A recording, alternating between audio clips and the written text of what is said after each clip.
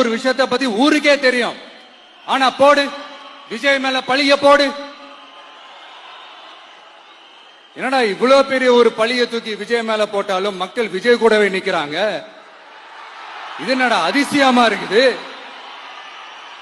அப்படின்ட்டு அது ட்ரை பண்ணி பார்த்தாங்க. அது மக்கள் கிட்ட எடுபடல. சரி, அடுத்து வேற என்ன பண்ணலாம்? முடக்கு. ஜனநாயகனா முடக்கு.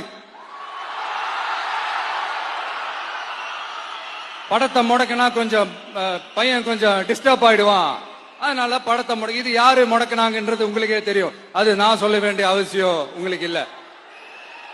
ஆனா இவனாடா இவன் படத்தை முடக்கினாலும் அவன் பாட்டுக்கு அதை கண்டுக்காம அவன் பாட்டுக்கு வேலையை பார்த்துட்டு போயிட்டே இருக்கான். அதுவும் எடுபடல. சரி, அடுத்து வேற என்ன பண்ணலாம்? போடு SOPன்னு ஒண்ணு போடு.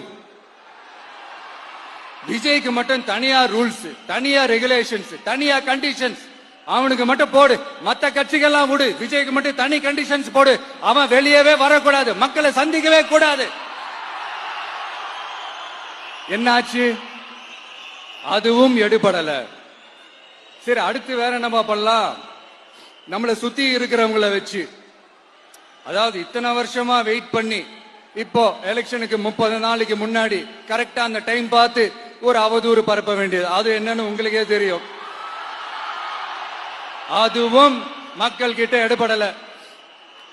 அது மாதிரி எத்தனை சோதனைகள், எத்தனை வேதனைகள் நீங்க கொடுத்தாலும் இந்த திமுக நாளையோ இல்ல இந்த பாஜக நாளையோ இல்ல இந்த மற்றும் பலர் நாளையோ இல்ல எந்த